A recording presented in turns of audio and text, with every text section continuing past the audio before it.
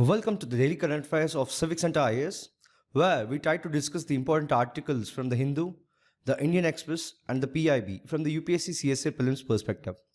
Displayed are the list of topics which we are going to discuss in today's video. The first article says that the head of the National Mission for Clean Ganga, the centre's marked project to clean the Ganga and its tributaries, in a recent meeting expressed concern over the tardiness of the river cleaning projects being executed in various states under the mission. In this context, we shall discuss various aspects mentioned in the article. So firstly, the National Mission for Clean Ganga was registered as a society on 12th of August 2011 under the Societies Registration Act of 1860. Further, it was acted as implementation arm of the National Ganga River Basin Authority, which in short is called the NGBRA, which was constituted under the provisions of the Environmental Protection Act of 1986. Notably, the NGRBA has been dissolved with effect from 7th October 2016, consequent to the constitution of National Council for Regeneration, Protection and Management of River Ganga, which is referred as the National Ganga Council. So, the aims and objectives of the National Mission for Clean Ganga are to accomplish the mandate of NGRBA, which are firstly to ensure effective abatement of pollution and regeneration of River Ganga by adopting a river basin approach to promote intersectoral coordination for comprehensive planning and management, and then to maintain minimum ecological flows in River Ganga with the aim of ensuring water quality and environmentally sustainable development. Know that it is being operated under the Ministry of Jal Shakti. Now, if we have to talk about the Namami Gange program, see, it is an integrated conservation mission that approved as a flagship program by the Union government in June 2014. Know that it was to accomplish the twin objectives of the effective abatement of pollution and conservation and regeneration of National River Ganga. Note that it is being operated under the Department of Water Resources, River Development and Ganga Regeneration under the Ministry of Jal Shakti. Further, the program is being implemented by the National Mission for Clean Ganga and its state counterpart organizations, that is, state program management groups. Then, if we have to talk about the Ganga river system, the headwaters of Ganga, called the Bhagirathi, are fed by the Gangotri glacier and joined by the Alaknanda at Devprayag in Uttarakhand. Notably, the Ganga is joined by many tributaries from the Himalayas, as a few of them being major rivers such as the Yamuna, the Gaghara, the Gandak and the Kosi and others.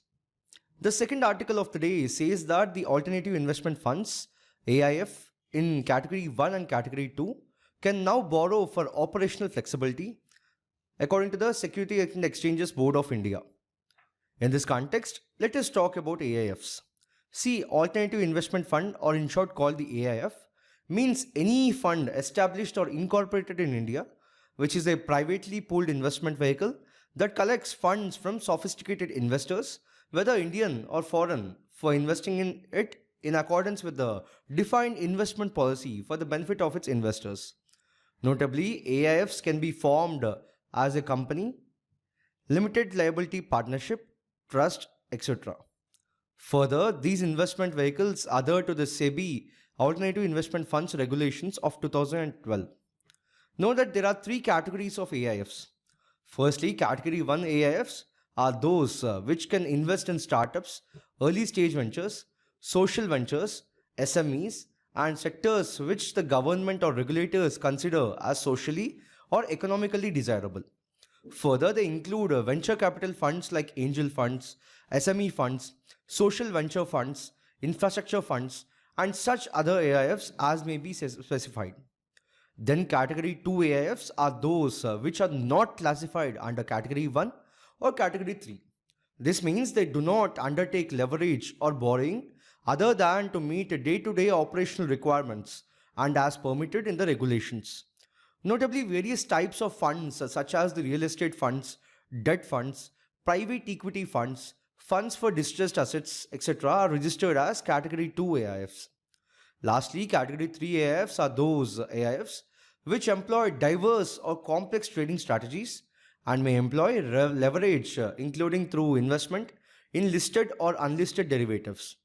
Know that various types of funds such as hedge funds, PIPE, which means the private investment in public equity funds, etc., are registered as Category 3 AIFs.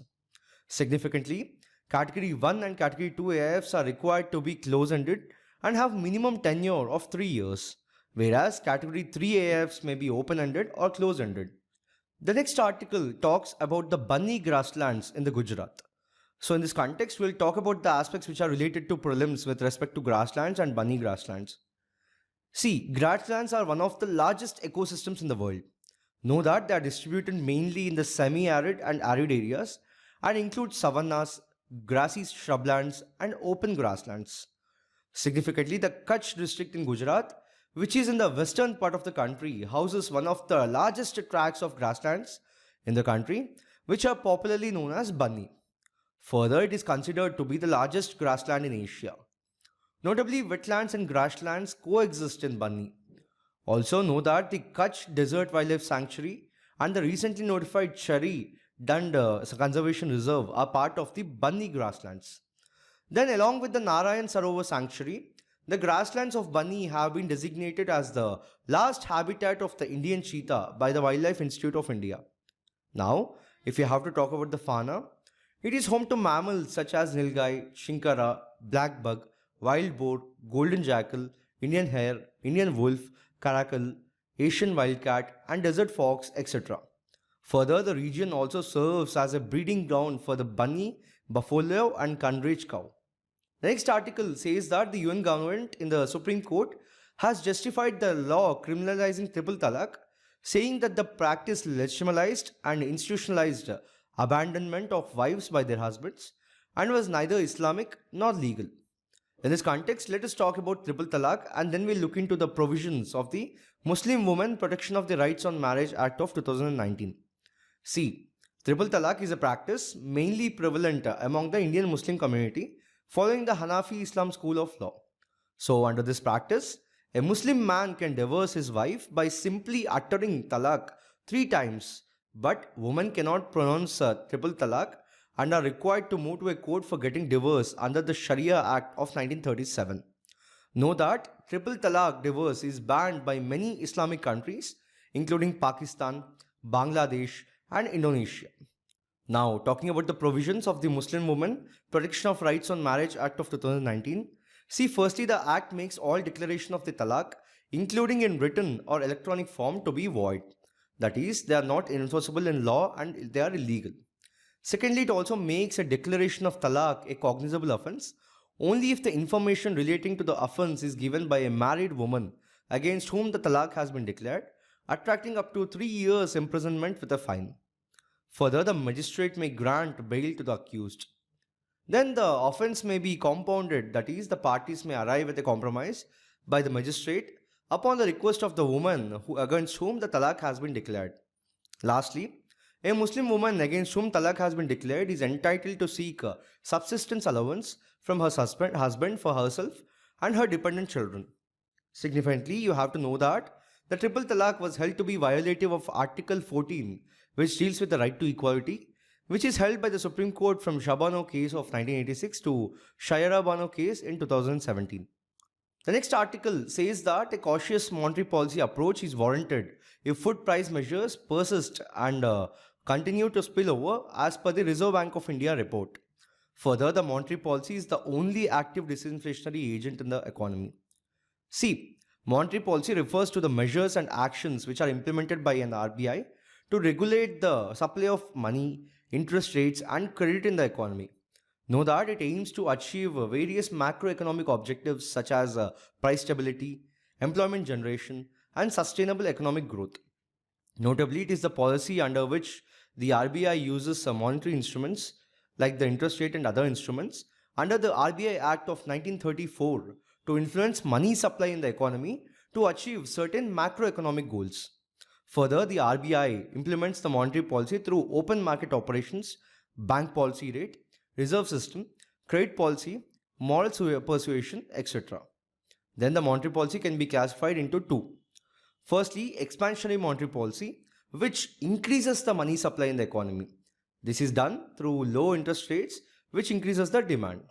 Then contractionary monetary policy, which decreases the money supply. This is through increased interest rates, which decreases the demand. The next article says that nearly 2 years after the WHO recommended the use of novel BPALM regimen for drug-resistant tuberculosis, which is expected to be a game changer with better treatment outcomes and improved quality of life, India is now set to roll out the therapy protocol by training healthcare professionals in administering it. So, tuberculosis is an infectious disease that most often affects the lungs and is caused by bacteria. Further, it spreads through the air when affected people cough, sneeze, or spit. But tuberculosis is both preventable and also curable. Notably, about a quarter of the global population is estimated to have infected with the TB bacteria.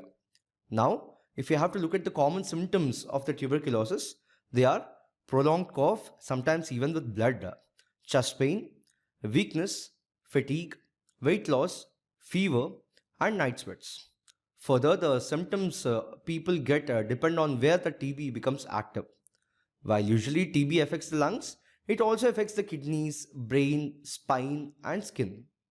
Now, what is the diagnosis for it? See, WHO recommends the use of rapid molecular diagnostic tests as the initial diagnostic test in all the persons with signs and symptoms of tuberculosis. The rapid diagnostic tests recommended by WHO include expert MTB-RIF, ultra and TrueNat assays. Notably, these tests have high diagnostic accuracy and will lead to major improvements in the early detection of TB and drug-resistant TB. Then, a tuberculin skin test or the interferogamma release assay can be used to identify people with infection. Notably, diagnosing multi-drug resistant TB and other resistant forms of TB as well as the HIV-associated TB can be complex and also expensive. Also, tuberculosis is particularly difficult to diagnose in children. Now, if we have to talk about the treatment for it, see, tuberculosis disease is treated with antibiotics. Know that the treatment is recommended for both TB infection and also disease. Significantly, the most common antibiotics are isoniazid, rifampin, pyrazinamide, ethambutol, and streptomycin. But in certain countries, the Bacillus calmette-guerin vaccine, BCG vaccine, is given to babies or small children to prevent the tuberculosis. The vaccine prevents the TB outside of the lungs but not in the lungs. Now, moving on to multi-drug resistant tuberculosis. See, it is a form of TB caused by bacteria that do not respond to isoniazid and rifampin, the most effective drugs and the first-line TB drugs. Further, the MDR TB is treatable and curable by using second-line drugs. However, the second-line treatment options require extensive medicines that are expensive and also toxic. Then the extensively drug-resistant TB is a more serious form of MDR TB caused by bacteria that do not respond to most effective second-line anti-TB drugs, often leaving patients without any further treatment options. The next article says that the Yamuna river water is expected to arrive soon in Rajasthan's Shekhawati region, following an agreement signed recently with the Haryana government for ensuring supply of state's entire share of water as per the 1994 Yamuna Water Agreement. In this context, let us talk about various aspects related to it.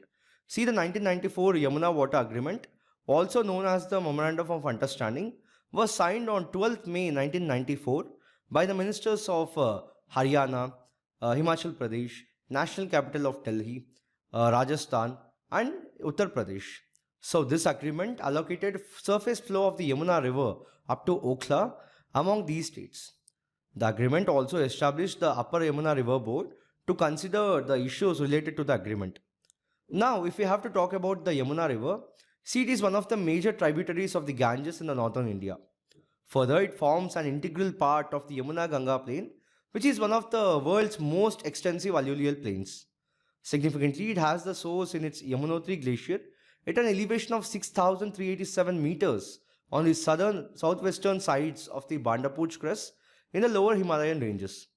Then it meets the Ganges at the Sangam, where Kumbh Mela is held in Prayagraj of Uttar Pradesh, after flowing through Uttarakhand, Himachal Pradesh, Haryana and Delhi.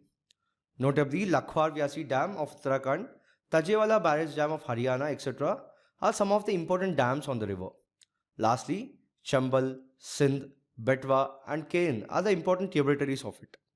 The last article of the day says that the Union Ministry of Earth and Sciences sought an explanation from the IMD's Central and Regional Department of Mumbai over the gap in reported daily forecast for the month. So, if you have to talk about the Indian Meteorological Department, in short called the IMD, see, it is the National Meteorological Service of the country and the principal government agency in all the matters relating to meteorology and other allied aspects.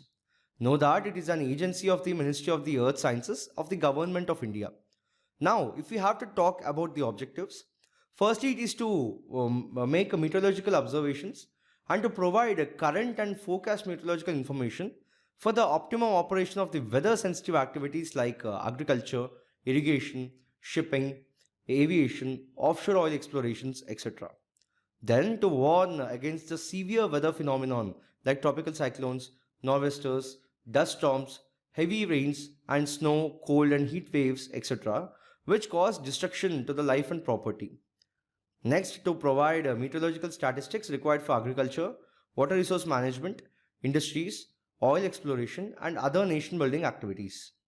Lastly, to conduct and promote research in meteorology and allied disciplines.